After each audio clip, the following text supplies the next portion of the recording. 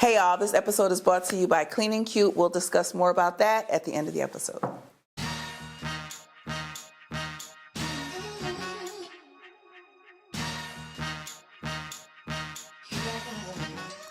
Hey y'all, this is Dr. Tasha and I am back with another episode of Dr. Tasha After Dark. So this has been a long awaited episode. Y'all have been asking and asking and asking. Child, I just been able to sit down and calm my spirit and be able to give y'all what y'all need. So what we're going to talk today about is why does this uterus just keep bleeding, honey? And, you know, blood is blood. You would think it's just one reason, this, doing that. No, it is so many different reasons why we can be having problems with uterine bleeding. I'm going to try and attack, for the most part, the larger topics. And there's always going to be somebody with, well, I had this strange bleeding disorder, and when the wind blows to the left, it makes my... I'm not talking about that. I'm talking about the big general topics that you all want to know about. One thing, interestingly enough, that a lot of people tend to ask me about, let's get into it, honey, is adenomyosis. And a lot of people don't know what adenomyosis actually is. So let it be the first thing we start with. And I want you guys to think about those ice cream sandwiches that were like vanilla, chocolate, and strawberry, right? And so the uterus has 3 layers like that. So we have the outside layer, and then we have the inside layer. The outside layer is kind of just like the protective layer. Think about that as like the saran wrap of the uterus, right? It just kind of protects, and it's just kind of out there. The inside layer is the layer where all the action happens. It's that girl. It's where the bleeding occurs. It's the hormonal layer. It is where the cancer gets started. Like, it is that interesting layer. It's the thing. It's the active layer. In the middle layer is just the muscle layer. But it is when you get the cramping and the contractions, it is the muscle. It is the strength of your uterus. Well, when we have, and all of those layers touch each other, right? But they just touch each other, or they should. The problem is when you have adenomyosis, that inside layer, that active layer, that hormonal layer, that layer that bleeds, it has bored itself, it has dug itself into the muscle. It creates heavy bleeding, it creates painful bleeding, and it's just miserable. Back in the day, once we saw that somebody had adenomyosis, the only way to really treat adenomyosis, and the definitive way to treat adenomyosis, was hysterectomy. Oh, you got adenomyosis, you have to have a hysterectomy.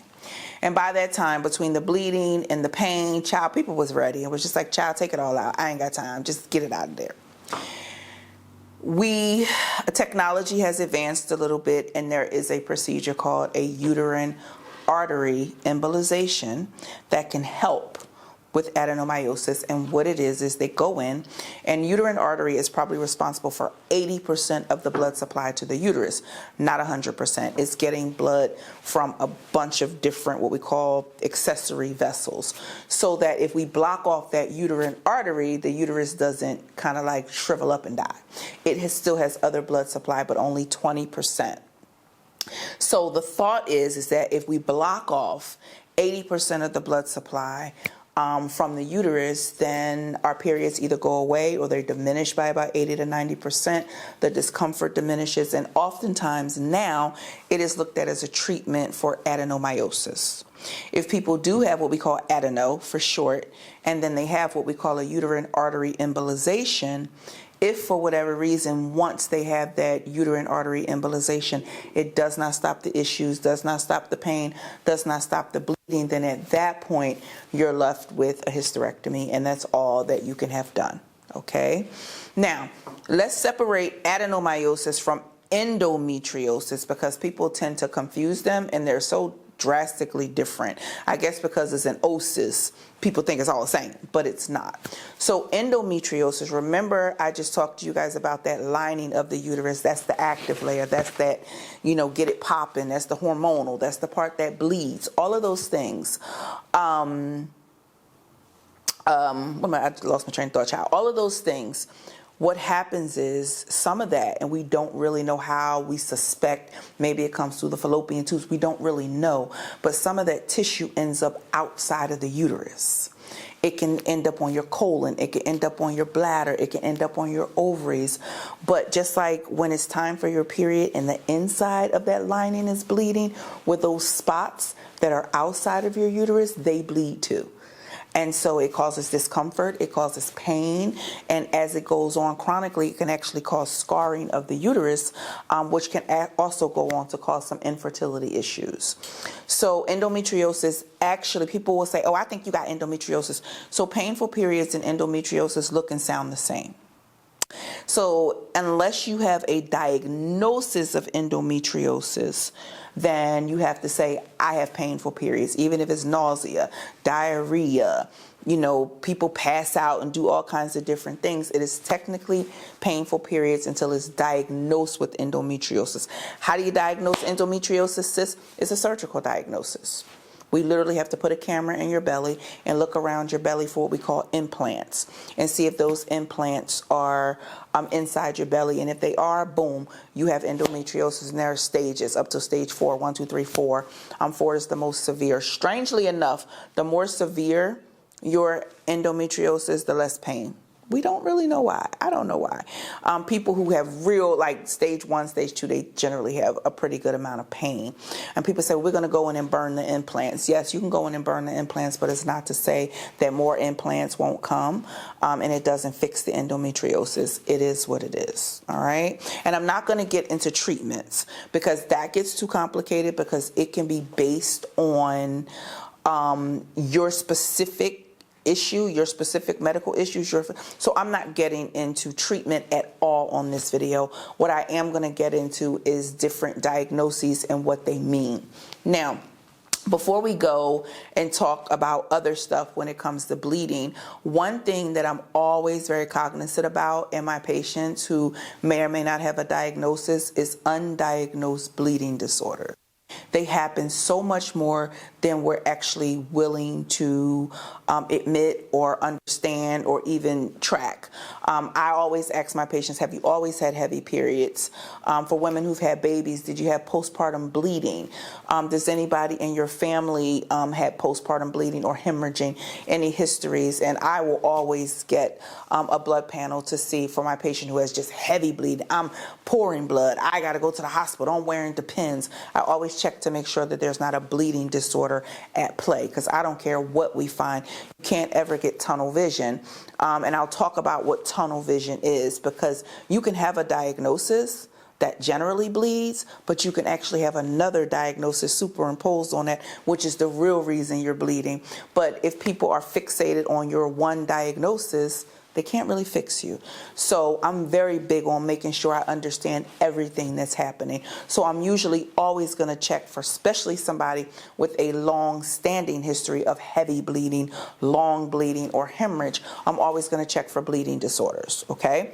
So there's that. So we have the endo and the adeno kind of taken care of. I hope you guys understand that. I hope it made sense. And then for everything and everybody that's had a long-standing history of bleeding, we're going to check for bleeding disorders, and it's just a blood test, all right? It's a lot of blood, but it's a blood test. Child, if you ain't got a disorder, we're going to give you one. No, I'm joking. But so the point is that it's a lot of blood work. But then we get to the more logical things, and let's go from easiest to heaviest. Now, you have some people who just simply are heavy bleeders. And those are generally the people who are actually going to be easiest to deal with. Just heavy bleeders. I just bleed heavy. I just have heavy periods. We can generally fix you hormonally, to be perfectly honest. Then let's get to endometrial polyps. Polyps are growths that, unlike the ones, we have colon polyps that are my shoulder was itching. We have colon polyps that are precancerous, right? They're killing me because of this microphone, but my shoulder was itching. We have colon polyps, messing me up, that are precancerous, right? But the polyps in the endometrium or the womb or the uterus, they're generally not cancerous. They're generally just growths. The problem with them is they bleed when they want to bleed. They just bleed. So when you're having random bleeding between periods, sometimes bleeding after intercourse, like polyps can be just random bleeders, and they're generally not problematic, but who wants to randomly bleed? How do you diagnose a polyp? You're going to diagnose a polyp or anything that's on the inside of your womb with the test, not just an ultrasound. It's a test called a sonohystogram, and we put something that's like a coffee stir. That's how big it is. It's super small, and we slide that into your womb. We inject water or saline, and it opens up the uterus, and we can see that polyp or fibroids or whatever just floating up in that womb. And then test takes about 5 minutes. We snap some pictures, we pull it out, the uterus automatically drains, and that's it. But that is how you diagnose a polyp. They're very problematic in the space of they just bleed when they randomly want to. They're easy to deal with, but diagnosis is the main thing when it comes to the endometrial polyp. Now, when it comes to fibroids are very interesting because fibroids can be in a number of different places. You can have fibroid inside the uterus, which are probably the easiest ones to deal with, honestly. You can have fibroids in that muscle layer we talked about, or you can have fibroids on the outside layer. You can have fibroids in all the layers. It really does not matter, but people are like, I had a fibroid on my ovary. No, ma'am. No, ma'am. No, ma'am. Fibroids are on the uterus, the body of the uterus. You can have them on your cervix. That's problematic as hell, but you can have them on your cervix, or you can have them on the rest of the uterus, but a fibroid is going to be on the uterus.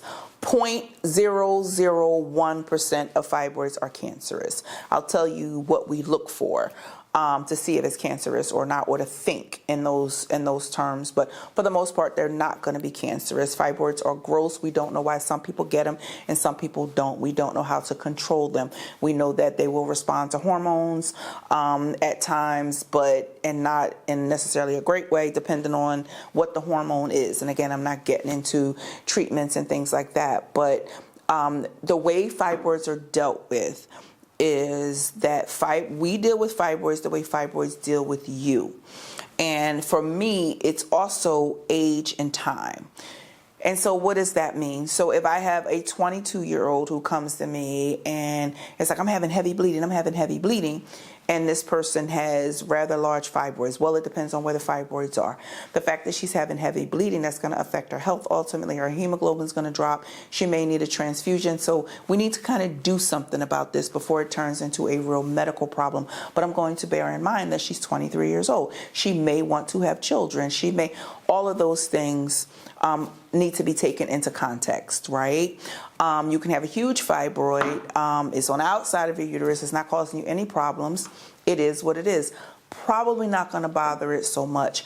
But again, it depends on the situation. I've heard a lot of patients say, who may be 30 years old, yeah, my fibroid was like 4 or 5 centimeters. My doctor's like, we're going to watch it.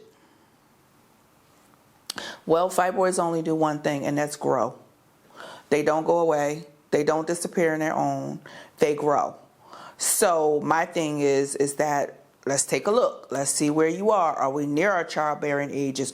Do we want to have children? Are we going to watch this 5 centimeter thing that we can probably take care of pretty easily right now? Or are we going to let it get to a 10 centimeter thing or a 12 centimeter thing? Now we got a whole different bear and a whole different situation. Patients like to hear, let's just watch it, because it means we don't need to do anything. We don't need to be any more invasive. So they're like, yeah, I like her. But the reality is are we watching it now to drive you into a situation that is really going to be a situation a year or two when we're really looking at having a baby? Now it's like that fibroid has grown, stretched out the muscle on the uterus, kind of have dug into that muscle, and now we have a uterus, but the uterus may or may not be functional. So sometimes waiting is not the answer, but sometimes it is. So when it comes to fibroids, the bottom line is we deal with fibroids the way fibroids deal with you. All fibroids don't bleed. All fibroids don't need to be addressed immediately or if ever, depending on the situation. A couple of things about fibroids, but let me just explain. You think it's a business? Let me explain the business of it. Back then, especially in the 70s and 80s, those doctors would get $30,000 for a hysterectomy. So they delivered your babies, they picked you apart piece by piece, and they finished you up with a $30,000 hysterectomy. Well, here in 2025, as far as women's health is gone, you get about $800 for a hysterectomy.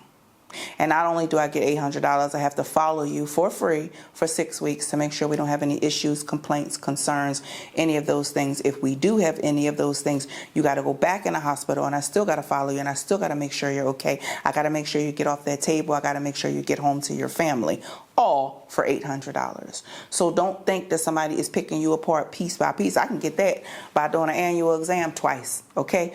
Don't think that somebody's picking you apart piece by piece just because they can. Sometimes people are literally trying to save your life, and it's just you don't want to hear anymore. Once the solution is a hysterectomy, I don't want to hear anymore. And you done got second, third, fifth, sixth, and seventh opinions. Baby, do you? This is your uterus. Nobody has any claim to it. And believe it or not, once we kind of chop it up to make sure there's no cancer in there, it goes in the trash.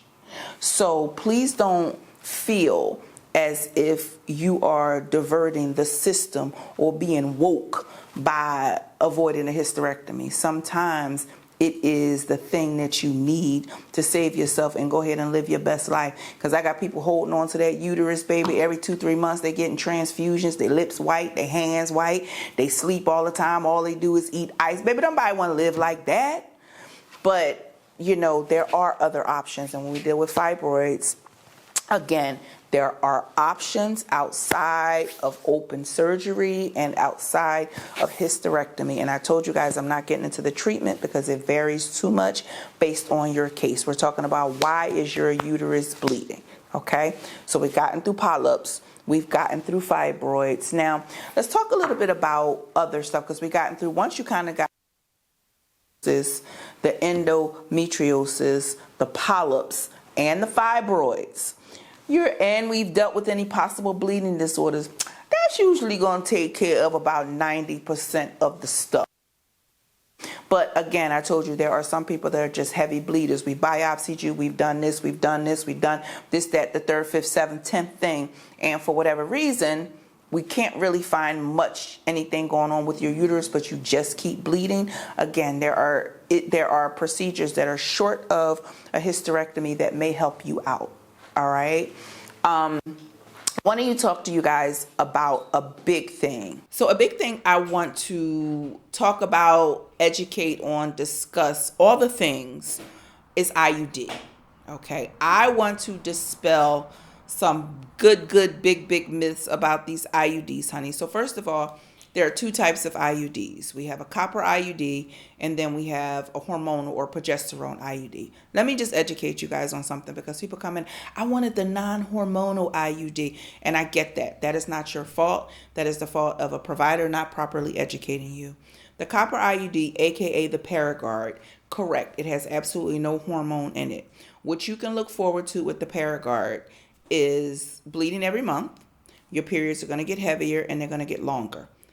But some people are so incredibly attached to their periods, they're okay with that. They want protection, but they want their period. Great. A Paragard or a copper IUD is only going to be good for pregnancy protection. It is not for bleeding control. It is for pregnancy protection only. If anything, it's going to worsen your bleeding. Understand that. Now, when we deal with IUDs, and I know people have a lot of fears about IUDs, I'm gonna talk to y'all about that. I'm going to dispel that. We're going to have some conversation about that. But the IUD, or the progesterone IUD, it has 2 indications. One, obviously, is pregnancy prevention, but the other one is bleeding control. Okay? Now, the progesterone in the IUD, I need y'all to hear me. Okay? If you need to pause, go pee, come back, fill up your wine, do whatever you need to do. Go ahead and do it now. I'll wait, sis. I won't wait. But here's this. The progesterone in the IUD only is supposed to work on the lining of the uterus. That's it. Remember I told you that was the active part? That was the part where the party was going on. That was the part, the hormonal part. That was the part that was bleeding. It only is supposed to work to thin out. Let me explain what a period is every month. And we're just dealing with periods right now so you can understand the concept of the IUD. Think about your lawn growing every month. So your lawn grows. It grows to a point, then you ovulate, and that egg just sits there. If the egg is not fertilized with a sperm, that lawn bleeds off, and that's your period. That's what it is. So when you get that IUD and it's dropped in the middle of your uterus, the job of the IUD is not to let your lawn grow. That's it. So if there's no lawn to grow, there's next to nothing to bleed off, right? And that's the concept of the IUD. That's how it helps with bleeding. Now, here's the gag. People are like, I got fat with that. I had acne with that. I got depressed with that. There is no, you ready to hear this? There is no hormone circulating in your bloodstream when you have an IUD. At least there shouldn't be. And so if you're like, I had this symptom, I had that symptom, I had that symptom, either you didn't and it wasn't from the IUD, or your IUD was placed improperly, which happens more than we know.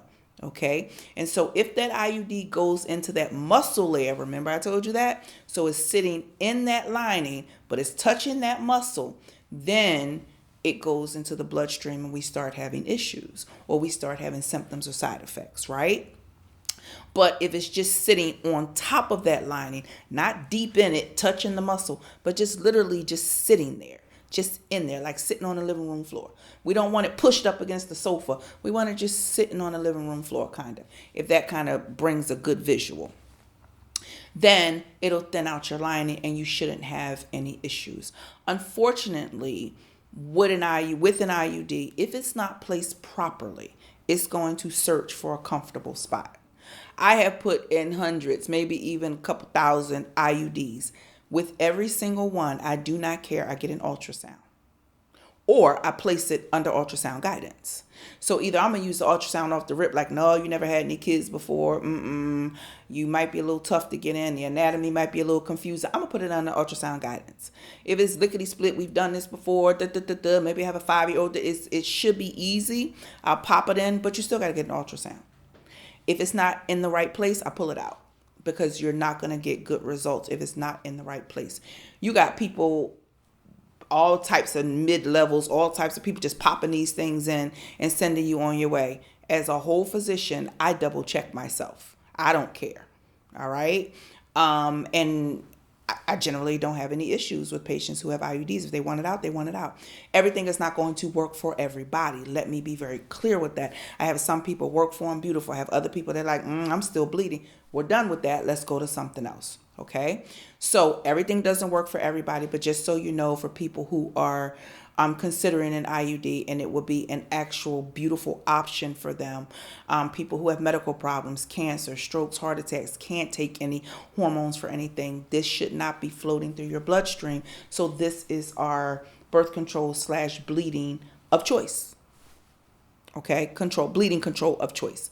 So the IUD is a beautiful thing, but please don't bastardize it and make it bad because of providers who have put them in wrong. It's not the IUD. The IUD is going to do its job.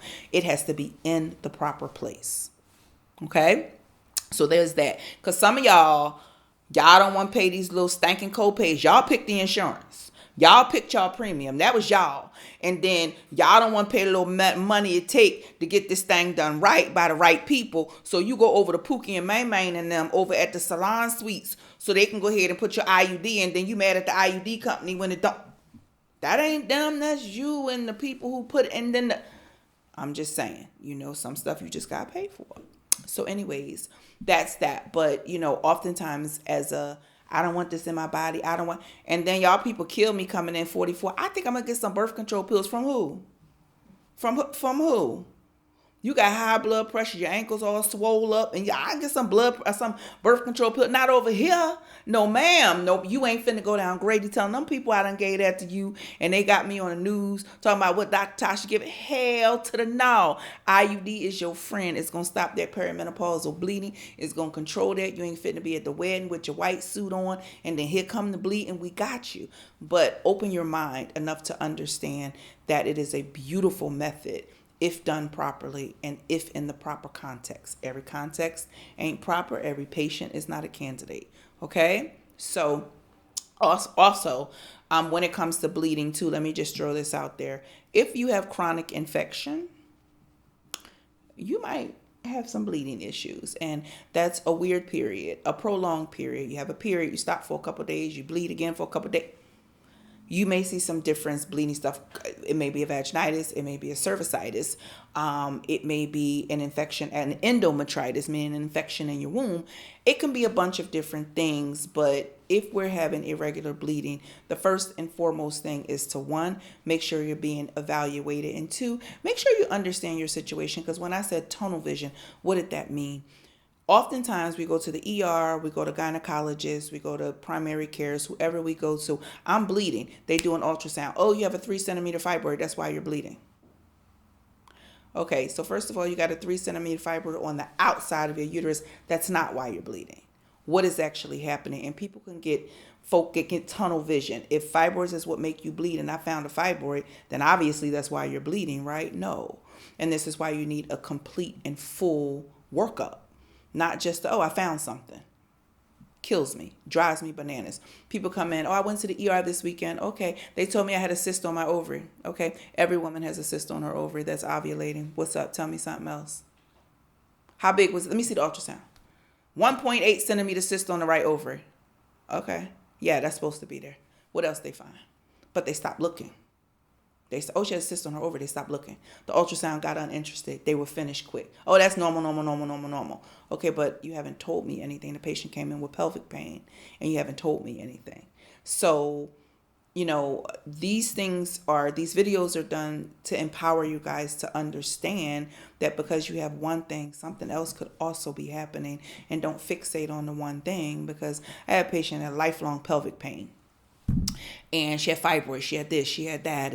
And finally, she just like, forget it, and took her hysterectomy. She came to see me after she had her hysterectomy and still had pelvic pain. And I'm like, okay, well, explain to me what's going on. I did a test, found out she had interstitial cystitis. Treated 9 months of actual medicine. 1 month of the medicine, the pain was gone. You had a whole, now granted, she did have stuff going on, so she might have needed hysterectomy anyway. But granted, you got the hysterectomy for the pelvic pain. It wasn't the reason for the pelvic pain. Then they wanted to disregard you because nobody knew anything, nobody could tell you anything, and you were now being a pest to them. And the issue wasn't actually your uterus from the beginning. And I'm not saying that this happens all the time, but I'm saying that it does happen. So understand what's happening, and, try and speak, in a way, or try and speak to your provider about just say, okay, listen, I get that, because is that the only thing that could be going on? Could it be my thyroid? Let's talk about thyroid issues. And more people actually suffer with it than not, especially, doing certain things or taking certain things or whatever.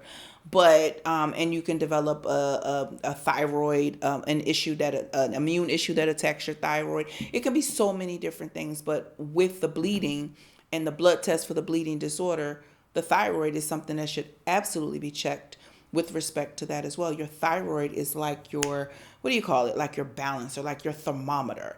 It's going to decide whether you have cold or hot, sad, depressed or not, constipated or not, thin or constipated or diarrhea, thin or thick, like your thick hair, thin hair. Your thyroid regulates everything in your body. And yes, it can cause abnormal bleeding as well. So some things are not just bam, what you can see. Yes, you may have fibroids, but then what if your thyroid is also off?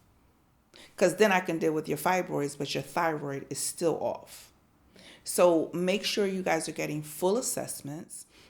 Make sure you're not self-diagnosing, and make sure that when somebody has found a problem, make sure that they have looked and that there are no other problems. And say, oh yeah, you got fibroids, that's why you're bleeding.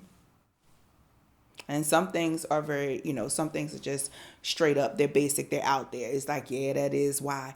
But again, make sure you guys are getting a full assessment. What could also be causing this? Could I have a bleeding disorder? Could I have thyroid issues? What else can be causing abnormal bleedings? Yes, I have fibroids, but I just want to make sure that we're addressing everything. Those are legitimate reasons, and push your providers to be the best that they can. Sometimes people get lazy. They're going to get their check either way. And sometimes they get lazy. Push your providers to be like, so listen, have we addressed all the possible causes? And once that's been done, and it's like, yeah, we did this, you're fine. It's not this. We're looking at these fibroids on the inside. Yes, it's making you bleed. Then you kind of look at treatment. And when you look at treatment, one of my suggestions, because I'm not going to discuss treatment in this video, we're going to end this shortly. But one of my suggestions when it comes to treatment is, what are your goals? before I decide on a treatment plan for a patient, I always determine what are their goals. All right. Because I always say to people, do you want to have children? I don't want a hysterectomy. I didn't ask you that. What I said was, because it's really going to determine what I do. Do you want children? Don't you want children? Are we sure we want children or not? That may be determined a procedure versus a surgery. So always know what your goals are. I want to have a baby within this amount of time. I don't ever want kids. I want, even if we're somebody who has fibroids and we're in our, early 30s and we may have to have surgery, you're definitely somebody I'm going to push. I push all my patients, honestly, but I'm going to push you to do egg preservation. We don't know where we may end up. We may be forced to have a hysterectomy, but we have our eggs. We can do a surrogate. We can do a bunch of different things. So at the end of the day, your goal is going or should determine your treatment plan. So you should know what you want for your reproductive goals. Okay. Even people like, well, I'm not married right now. I'm not in a situation. I'm not looking to be a single mother. That's fine. But things change. I always tell my friends the difference a year makes. So if we don't know what we're going to do, egg preservation is a big thing. My attitude is it's like car insurance. It's better to have it and not need it than need it and not have it. And that is how I call it like, fertility insurance. And it's a big deal for me because a lot of times even women who, for whatever reason, may have issues and may go for fertility, the first time, anything over age 38, they're going to encourage you to use donor eggs. Well, if the first time you're hearing this is the first time is the time you actually need it, that's kind of like a kick in the back of the head because it's like, why ain't nobody tell me this? I would have done something about this all these years. I would have had my eggs. Like my insurance covered it. I didn't think I would need it. So I'm always kind of in the educating and encouraging about egg preservation and egg freezing. So I hope this helps somebody. The bottom line is don't get tunnel vision and don't allow anybody else to get tunnel vision when it comes to your care. Make sure you have a complete and full assessment. And when you have that complete and full assessment, don't ask the doctor, what do you think I should do? Because it's not up to them. You say to the doctor, what are my options? What are my options is your question. Because what they think you should do may be a whole lot different than what you want to do. And so if you say, so wait a minute, if I do this thing I don't want to do, I get 100% resolution. But if I do this thing I do want to do, I'll get 90% resolution. That might be okay with you. But you asked her what she thinks you should do. Or him, whatever your doctor is. So always ask, what are all of my options? And then go and think about it. And then go and read. And then go and understand what are treatment options for whatever it is you have. Use Beyonce's internet for some good for yourself. And not just getting up in folk business. Okay? And learning what's going on with the trials and all that. Use it for something productive. And like I said, go into your doctor's office knowing those options because they might tell you something about your doctor. What are my options? And they give you 2, but you've read about 4. Well, what about these 2? Oh yeah, you can do those too. Either that tells you, that just tells you something. So empower yourself and educate yourself. And again, don't get tunnel vision. Don't be allowed to get tunnel vision and ask about your options. Don't ask what that person would do. Difference. Okay. So I hope this blessed somebody. I hope it helps somebody. I hope you go into your doctor's office with that dreaded piece of paper, that notebook, that notepad with all the questions on it, that most doctors hate to see coming. But it could potentially, change an outcome of whatever you were contemplating or deciding for your treatment or your care. So thank you so much for joining. I'm hoping that you got something out of this episode of Dr. Tasha After Dark. And as usual, this episode has been brought to you by Clean and Cute All Natural Panty Line, and it can be found at cleanandcute.shop. Thank you so much.